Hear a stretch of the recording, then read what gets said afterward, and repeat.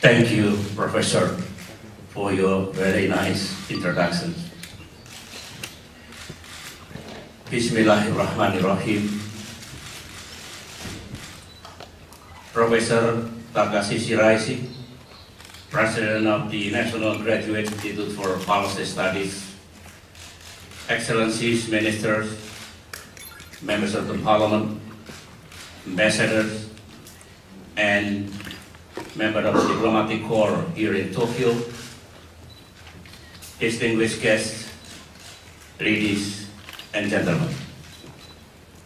First and foremost, I should thank Professor Takashi Shiraishi and the National Graduate Institute for Policy Studies for inviting me to speak before you this morning. I have known Professor Shiraishi for a long time, and in him I have found not just a brilliant academic who knows our region so well inside and out, but also a world-class Indonesianist who is always willing to contribute his expertise to advance good relations between our two countries. I am proud to call Professor Shiraishi a steadfast friend of Indonesia. I am pleased to learn that Indonesians currently represent the biggest group of foreign students in this campus. This is an important investment in Indonesia's future leaders. I am delighted in my delegation. There are 3 graduates from Japanese universities. From the Presidential Advisory Council, Professor Ginanjar Kartasasmita,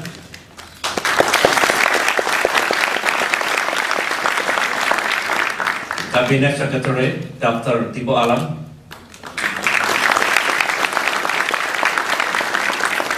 and my spokesperson, Dr. Julian Pasa.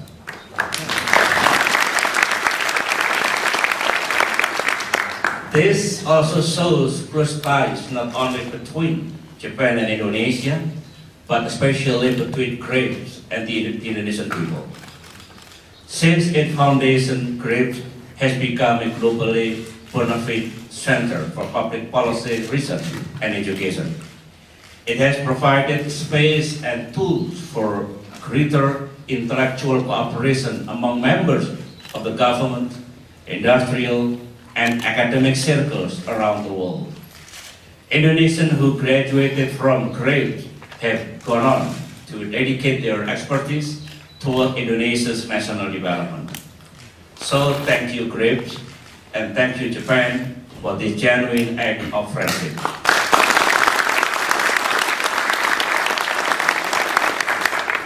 Indeed, Japan and Indonesia have special relations. For decades, Japan has long been a reliable and trusted friend in Indonesia's development and diplomacy. Our bonds are not only economic and diplomatic, but also cultural, social, and educational. This is why I am here in Japan today. I have been to Japan 4 times during my presidency, but this time I have come solely for the purpose of extending our heartfelt support and expressing Indonesia's solidarity and admiration for Japan, and in this darkest hour of post-tsunami crisis. We in Indonesia know exactly how you feel.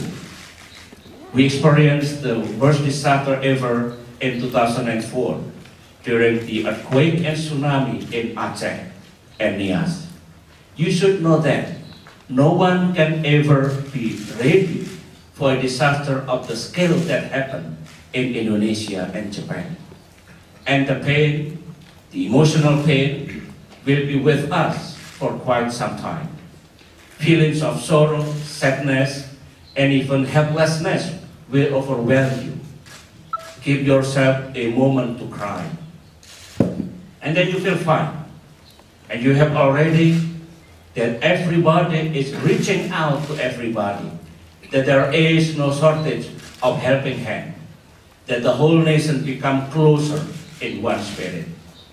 then you will find that the world is praying for you.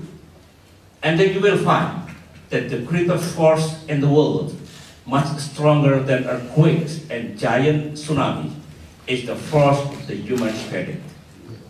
From our tsunami experience in 2004, the most critical phase was the first 3 months after disaster struck, the so-called emergency relief period. This is the time when affected people needed the swift assistance most. They needed food, medicine, shelters, and clothing. During this time, speed for us was critical and made the difference between life and death. This was also a very challenging time because we had to mobilize and coordinate a very complex operation involving military personnel and civilian volunteers from different nations to achieve a common goal: saving lives. It was something we in Indonesia had never done before, and indeed it was the largest military operation after that war since World War II.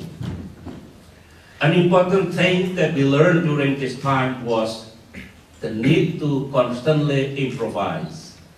This happened to every operational plan. Every day, every hour, something unexpected would turn up. Some problem would surface. You constantly have to deal with 1,000 things at once. This required decision makers at the highest and lowest levels to be always on our feet, to think outside the box, and to always think creatively. Here, the ability to make very quick, on-the-spot decisions was key. But perhaps the most important thing is the need to keep morale high throughout the whole ordeal. The degree of morale directly determined the effectiveness of the relief operation. This was obviously a difficult challenge, given that almost everyone in the disaster areas was in a state of depression. There were many ways to lift the morale: positive leadership, sympathetic media, prayers in the mosque, solidarity from the whole nation and also from international community, encourages support from officers, soldiers, and relief workers. After the Aceh tsunami, we in Indonesia experienced a series of other natural disasters: tsunamis, earthquakes, forest fires, floods, and landslides. Over time, we somehow evolved a crisis mentality, which made us more prepared psychologically and organizationally in dealing with the many facets of disasters. Tomorrow, I will have the opportunity to visit the city of Kesenua, Prefecture Miyagi, and other areas affected by the earthquake and tsunami disaster. But even before visiting these afflicted areas, I already know that Japan has the courage, the determination, the resources, and the support to move on and overcome this trial and tribulations. The world will long remember that this Japan's finest hour, one that shows your true character as a resilient, strong nation. Indonesia stands ready to stand shoulder to shoulder with Japan in any way we can. Just as Japanese volunteers came to Indonesia and helped us with sincere hearts during the tsunami, Indonesia has sent volunteers, funds, and materials for Japan. The earthquake and tsunami tragedy in Japan remind us of the critical importance of addressing natural disaster in the new regional and global agenda. Natural disasters were somewhat missing in discussion on regional cooperation decades ago. But these days, natural and man-made disasters of various form and scale are haunting the human race with much greater occurrence and casualties. During 2009 to 2010, for example, the world was struck by 728 man-made and natural disasters. Disasters killed more people and destroyed more properties than conventional wars. This is certainly for both Japan, where some 15,000 people perished in the tsunami, and for Indonesia, where some 100,000 people died during one disaster alone. And this is a phenomenon that is likely to continue at another time, at another place. This is partly why the international community needs to evolve in 21st century globalism. The 21st century globalism must be different than the 20th century internationalism. A 21st century globalism must be inclusive, not exclusive. It must be the community of nations, not divide them.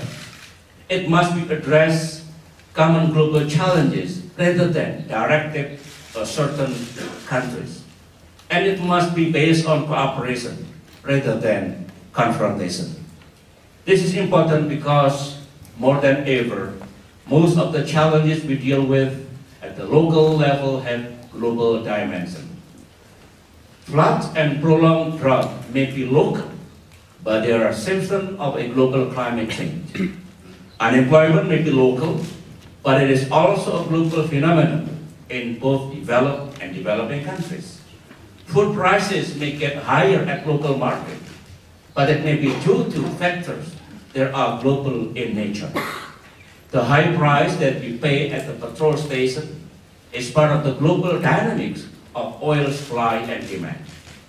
And the spread of mutated virus in one locality, or the spread of dangerous bacteria like the E. coli in Germany, always become a matter of global alarm. I do not know if we live in a global village, but certainly we live in a world that is much more interconnected than before. We live in a world where our problems and challenges are more interconnected, and such as our solutions are also interconnected. This is why in the 21st century, we have much more to gain by cooperating and collaborating than by fighting and confronting. In Indonesia, we truly believe that our international engagement makes us stronger, better, and safer. So these challenges require a collective effort. It requires governments and societies to join forces and to bring together knowledge and resources in finding sustainable solutions. This is why the context of Indonesia-Japan relations has become broader. There is greater scope for bilateral improvements and greater opportunity for regional and global collaboration. Ladies and gentlemen, Japan and Indonesia have unique assets. Japan is the world's third largest economy, a developed country with a homogeneous culture. You are a maritime nation, a trading nation, a world-class industrial power, the first Asian country to modernize. Japan is also a prominent Asian power, a strong democracy, with very dynamic people and strong culture with global outreach. Indonesia is a resource-rich country, an emerging economy, the largest country in Southeast Asia, and the fourth most populous in the world. Like Japan, Indonesia is also a maritime nation, the largest archipelago in the world, a strong Asian democracy, and a member of the G20. We also have very dynamic and energetic people. We also have very diverse and heterogeneous cultures, as well as young population. 50% of our people are below 29 years old. The compatibility for a rich partnership between Indonesia and Japan is therefore very high. There is much we can do for our mutual prosperity and for world peace if we combine our resources together. The official diplomatic relation between our two countries is now 52 years old. It has been a very productive relation extending over a broad range of cooperation. As a result, our prosperity and our destiny has become intertwined. It has also been a steady relationship, constantly moving upward, expanding, and deepening. In 2006, the Prime Minister Shinzo Abe and I signed the Strategic Partnership for a Peaceful and Prosperous Future. This elevated our bilateral cooperation to higher level. The strategic partnership has been further strengthened by the development of the Indonesia-Japan Economic Partnership Agreement, which entered into force in July 2008. We are seeing growing two-way flows of goods, services, investment, and natural persons. As a result, we have witnessed the growth of joint venture and other forms of partnership between our private sectors. We have also initiated the Metropolitan Priority Area MPA project as a mechanism to attract greater foreign direct investment to Indonesia. We hope that the MPA project will promote the implementations of the master plan on accelerations and expansions of the Indonesia's economic development 2011 to 2025. As the government evolved a strategic partner, so have the two peoples become closer friends. More than 9,000 Indonesians are today being trained in Japan's manufacturing, construction, fishery, agriculture, and health sectors. Around 2,500 students and scholars are recently conducting studies and research in Japan, as exemplified by those enrolled here in grades. Every year, more than 300,000 Japanese tourists fly to Bali and other tourist destinations in Indonesia to soak in Indonesia's rich culture and paradise-like nature. The two-way flow of Indonesian and Japanese has become ever more fluid. This growing people-to-people link have, in turn, generated a climate conducive for a multi-layered and robust bilateral relationship. Our cooperation has expanded not only based on mutual respect and interest, it has also become more solidified by the growth of shared values and norms, freedom, democracy, and human rights. Most importantly, this is a relationship based on common interests and enormous opportunities. Looking forward, there are several priorities that Indonesia-Japan relations can focus on. First, we must expand our economic relations. After so many decades of economic cooperation, our trade and investment relations are not condensed. Our two-way trade volumes stand at $42.7 billion US, while Japan's investment in Indonesia between 1990 and 2009 amounted to some $21.6 billion US, with 1,907 projects, making Japan the largest cumulative investors in Indonesia. These are very encouraging statistics, but there is plenty of room to expand to the next level. And here, Japanese cooperation already have a head start. They know the Indonesian market well. They know how to work with our bureaucracy. They have good Indonesian partners and know our potentials. Indonesians, on the other hand, are very hospitable to our Japanese partners, and we admire your work ethics, business acumen, and innovative spirit. I hope to see more Japanese investment in more sectors in Indonesia, especially in infrastructure, manufacturing, and energy. Second, the Indonesia-Japan Strategic Partnership should contribute toward shaping the regional architecture. The ASEAN community, which we aim to attain by 2015, is transforming Southeast Asia into a more cohesive, dynamic, and outward-looking region. ASEAN is keen to help shape the regional architecture in the Asia-Pacific and to maintain ASEAN centrality in that process. ASEAN-led processes such as ASEAN Plus One, ARF, ASEAN Plus 3, and East Asia Summit have become building blocks in shaping an overarching Asia-Pacific regional architecture. In a region of shifting power relations, Indonesia seeks to promote a dynamic equilibrium, a state of affairs where there are no preponderant powers, one marked by harmony and cooperation in promoting regional peace, stability, and prosperity. Where conflicts are peacefully resolved and diplomacy and dialogue prevail over the use of force. Our hope is for Japan to continue its participation in promoting ASEAN community building through active engagement with ASEAN-led processes. Let us optimize the occasion of the upcoming ASEAN-Japan Summit to renew the commitment embodied in the 2003 Tokyo Declaration for the dynamic and enduring ASEAN-Japan partnership in the new millennium. As well, I look forward to Japan's active participation in the EAS to be held in Indonesia in November this year, which will be invigorated by the additions of the United States and Russia as new participants.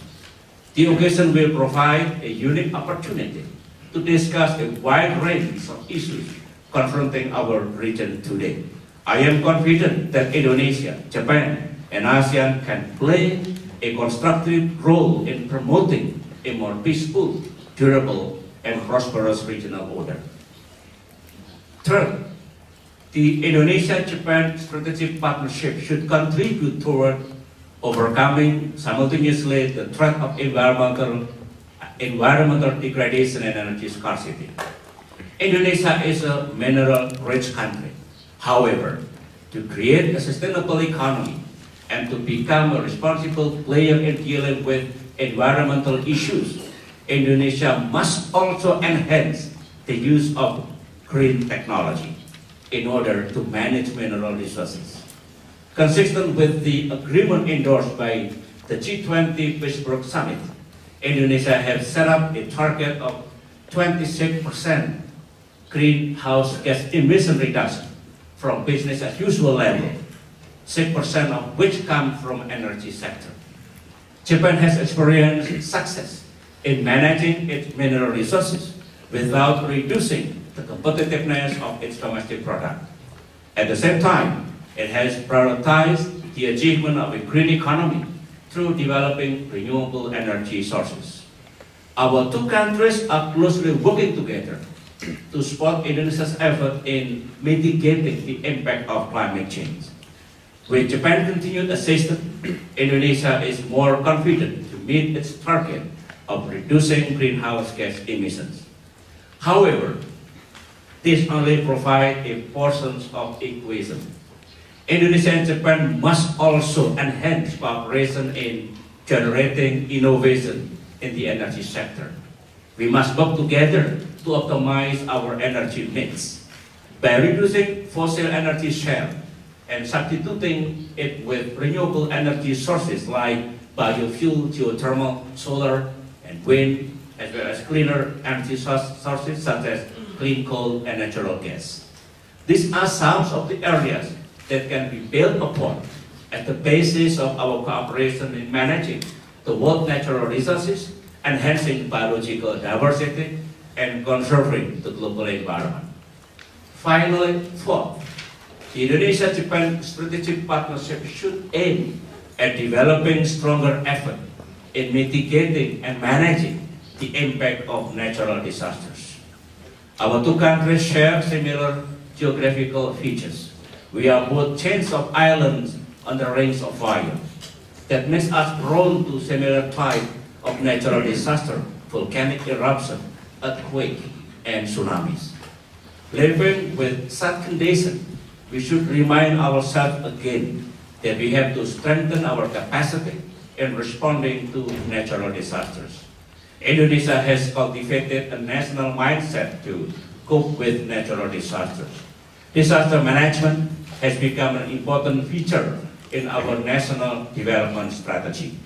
And the government has tapped the civil society's assistance in establishing national and local disaster management team for emergency reaction. I have always marveled at the Japanese people culture of disaster preparedness. How public education on this is given to children as small as kindergarten students. Given our similar circumstances, we hope to share our experiences with all our cooperation partners. It is our hope that our experience can be part of a pool of knowledge from which other countries could draw lessons. We believe in this because Indonesia remains prone to natural disaster. Because may come a time when Indonesia may also have to resort to such pool of knowledge and experience and draw lessons from other countries. Through ASEAN, Indonesia has proposed the use of military assets and capabilities for humanitarian assistance and disaster relief. However, we still need to integrate all arrangements and initiatives into one standing operating procedures. We see great potential in involving the participation of dialogue partners such as Japan in this effort. The successful organizing of the ARR, Disaster Relief Exercise in Manado, Indonesia, which was co-chaired by Indonesia and Japan, is a reflection of such potential. We are also encouraged by Japan's support in expediting the operations of the ASEAN Coordinating Center for Humanitarian Assistance on Disaster Management and Emergency Responses, AHA Center. We must believe that our effort to enhance disaster preparedness in Indonesia and Japan will contribute positively towards similar effort in the region and beyond. Excellencies, ladies and gentlemen, to conclude, now we know why the relationship between Indonesia and Japan is strategic in character. It is strategic because it serves the immediate needs and the long-term interests of our countries and peoples.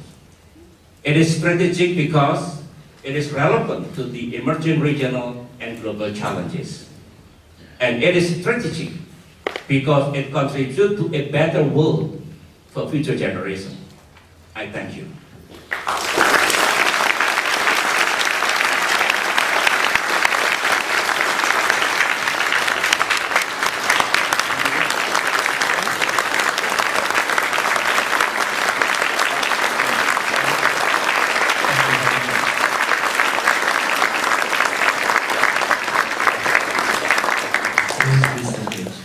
Your Excellency, thank you very much for the interesting as well as inspiring lecture. Now we'd like to have a short Q&A session. Professor Shiraishi, I'd like you to act as a facilitator for this session, please.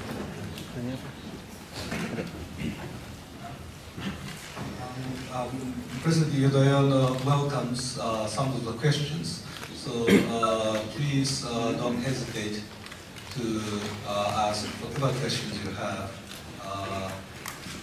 based on his excellent and enlightening speech. Yes, please.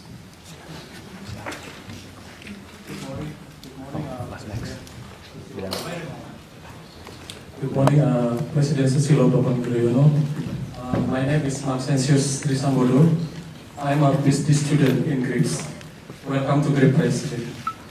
I would like to ask your opinion about what is happening in Japan now about the Fukushima nuclear problem or tragedy.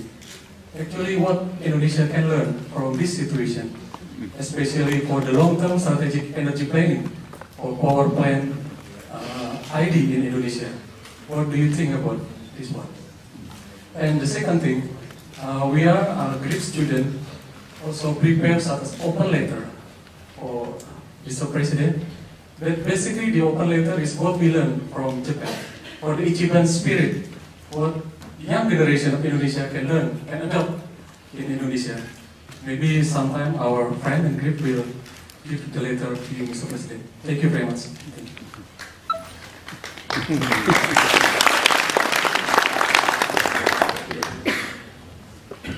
Thank you. My impression, my view, and my belief that Japan will be able to overcome the challenges of today because of the tsunami and nuclear tragedy. Japan has very good system, advanced technology, and actually a good preparation in dealing with this kind of disaster. And as we are eyewitnessing now, Japan is working very hard to deal with these challenges related to the future of energy sources. Of course, we could choose so many energy sources. And if we connect this discussion on the future of nuclear energy plant, we know that this this matter is very controversial across the globe. In my view, there is always plus and minus in choosing the source of energy. It could be from oil and gas and coal and even solar, hydro, and also nuclear energy plant. Of course, almost nations all over the world take good lesson from what's happening here in Japan. Indonesia is, of course, we will take so many lessons from this, because remember that like Japan, we are also vulnerable with natural disasters, tsunami, quake, and other types of disasters. So yes, we are taking lessons from that. So in Indonesia, we could choose wisely and correctly the future use of energy sources. Number two, welcome to your open letter, because we are living in a new era that the relation among nations, the relation among youth from different countries are so close. You could learn from the youth here in Japan, and we could compare what also the strength of our youth. By studying, by learning one to another, I believe we could gain benefit both for Japan and for Indonesia, especially for us in preparing our generation to be future leaders of Indonesia. I'd like to invite, yes, over there.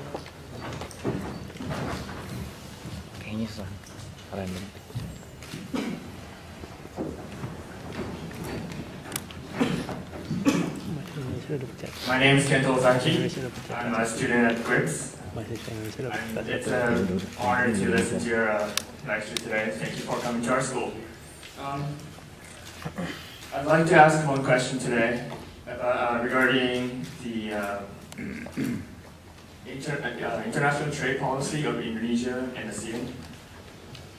I'm aware that there has been a lack of consensus between Indonesia and the rest of ASEAN countries on how to promote international trade.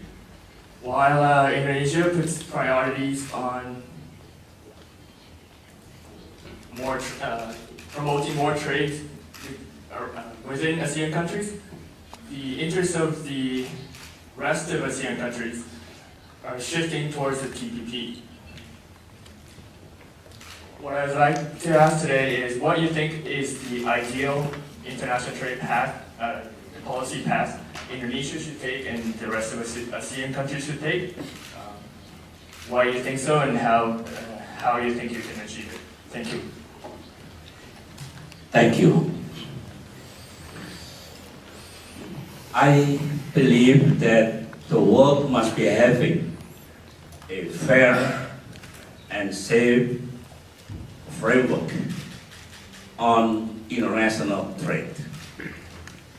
I also believe the importance of the conclusion of WTO, because WTO, Doha Development Agenda can be put as an umbrella that can generate a fair trade across the globe. That's number one. Number two, Indonesia is part of ASEAN and part of larger communities.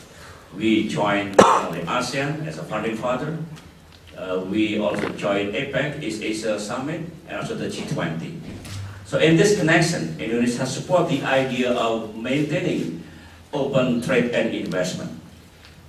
And I believe that these two things, WTO framework and also the framework of having open trade and investment will bring benefit to everybody, including Indonesia. But we are now seeing many challenges, many difficulties in concluding Doha Development Agenda. Yesterday, I met the Director General of WTO, World Trade Organization, Mr. Pakalame in Geneva. We discussed a lot on how to continue our discussion to conclude the Doha round. It seemed to me that this year we will not reach a consensus or agreement. But keep in mind, besides we are having regional cooperation on trade, bilateral trade arrangement, but we still need a WTO as an umbrella. So our policy, our strategy, we will engage on those two frameworks, the bilateral and regional trade cooperation, as well as cooperation under WTO framework. ASEAN is getting more integrated economically. We are getting more structures. This year I am chairman of ASEAN, and our objective is to solidify our association to generate the regional economy to be part of global economy. And of course, we are synchronizing our policy. We have policy coordination on many fields, including trade. So with that, I believe that as individual nations, as a part of ASEAN and part of global community, Indonesia can be part of a binding solution for fair and free international trade that can benefit all. Yeah, maybe I should ask one more question. Yes, over there. Yeah.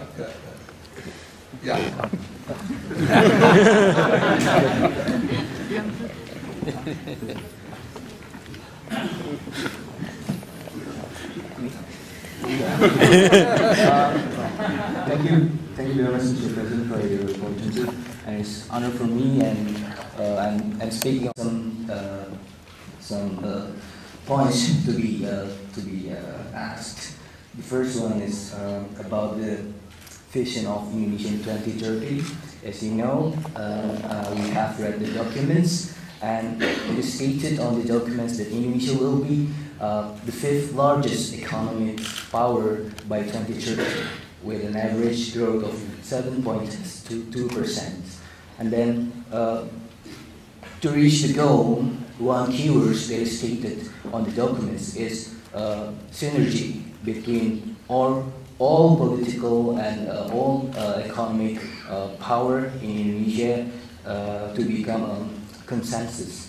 So our point is how one of the consensus, one of the economic and policy consensus is how to synergize and how to capitalize the researcher throughout the globe for Indonesia's sake. So our goal is how the government can link the scientists and the market. So what I have here is the two documents. The first one is we collected 50 best Indonesian students' innovations, which I will give to you later on.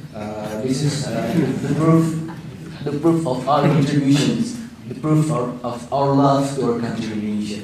The second one is learning from the disaster, triple disaster in Japan. Indonesia's finest scientists here, nuclear specialists, geologists, and disaster management specialists have come into this book. They're writing a book about belajar dari Jepang, belajar dari bencana Jepang, and this is a very influential book. This is the proof of our love to our country. Maybe if you don't mind, I will give you this book. This is Thank you very much. Thank you. You say you love Indonesia, your country. Indonesian people and I are proud of you. Because the future of Indonesia is the future of young leaders like you. And I am hoping after graduating from this university, please join us to develop our own nation for our better future. Yes, first point is very important, how to utilize all resources we have, how to synchronize all effort in our country to achieve our goals, our strategic objectives in this 21st century. I would like to give you one example. When Indonesia was hit by the crisis around 13 years ago, and our situation was very, very difficult, we were on the brink of the collapse. We could take many lessons. Among others, we were facing very difficult situation because lack of synergy, lack of togetherness. That's why when the world is facing another challenge, the recent global economic recession of 2008-2009, we agreed not to repeat our mistake of the past. Since day one, as a president, I invited all stakeholders, the economists, the scientists, the regional government officials, the minister, and the private sector to work together to deal with this challenge. Alhamdulillah, because of our togetherness, Indonesia is able to minimize the impact of the crisis. And you know well, during the crisis, Indonesia is among the three that could maintain the positive growth in very difficult situation. I do believe in this, on the collaboration, on cooperation and togetherness in facing many challenges. You are mentioning a very important point. What next? Indonesia is having great potential to emerge. And it's not to be taken for granted. Even we are having good momentum and we are having good opportunities. As a leader of Indonesia, I am asking day by day, night after night, to all the Indonesian people, to all stakeholders to stay united, to face the challenges, work together to achieve the objectives. I believe if we could maintain the togetherness, the cohesion of our people, of our nation, then we could realize our dreams into reality. Better Indonesia, emerging Indonesia for around 15 years from now. Number two, I welcome the participation of scientists. Remember that under my presidency, I established two important committees. One is the National Economic Committee. Number two is the National Innovation Committee. And I invite you all, young leaders, young scientists, young professionals, to join us. And I welcome the studies that consist of many views that can be a good input to us in developing our country. So that's my answer, and I am hoping, once again, Professor, that all students of GRIP can have a good journey here while attending this university, and I am praying for you to be leaders of your respective countries. I thank you.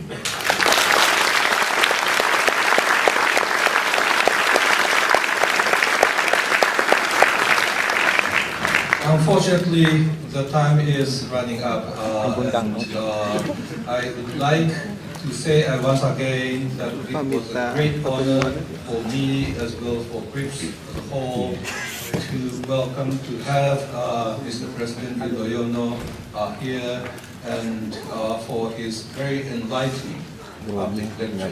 Thank you very much.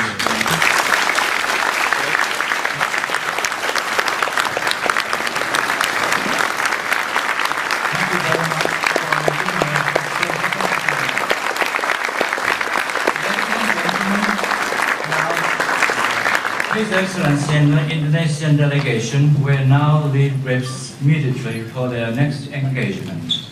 I ask you all to rise and give a round of applause once again.